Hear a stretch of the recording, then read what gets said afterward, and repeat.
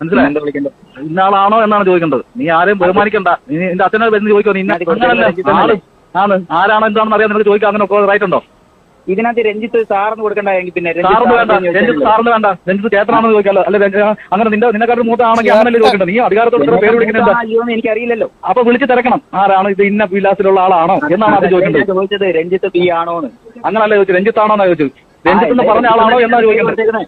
എങ്ങനെ രഞ്ജിത്ത് എന്നല്ലേ ഇതിനകത്ത് പേര് കൊടുത്തേക്കുന്നത്? ആയിക്കോട്ടെ, പേര് കൊടുത്താൽ മതി. അങ്ങനെ നിനക്ക് പേര് വിളിക്കണം. നീ ഒരു ഗവൺമെന്റ് ഉദ്യോഗസ്ഥരുടെ പരസ്പരം സാറെന്നാ വിളിക്കേണ്ടത്. പിന്നെ നിനക്കെന്താ റൈറ്റ്? നീ കൊണ്ട് നടക്കുന്നത് കൊണ്ട് കുറേ നടക്കുന്ന നിനക്കെന്താ പിന്നെ റൈറ്റ്? അങ്ങനെ നിന്റെ പേര് വീട് ഇതിനകത്ത് കൊടുത്തേക്കുന്ന പേരല്ലേ ഞാൻ ചോദിച്ചോളൂ, അല്ലാതെ ഞാൻ വേറെ എന്തെങ്കിലും പറഞ്ഞോ? എടാ സഹോദര, ആരായാലും അങ്ങനെ സംസാരിക്കേണ്ടത് ആ കുടുംബത്തിൽ നിന്ന് പഠിക്കുന്ന അതൊക്കെ സംസ്കാരം എന്ന് പറയും. മനസ്സിലായി? ശരി, എന്റെ സംസ്കാരമില്ല. ഇയാൾ കാര്യം ഇയാൾ ഇങ്ങോട്ട് വരണ്ടേ കേട്ടോ. ഞാൻ സാമാനം മേടിച്ചോണ്ട്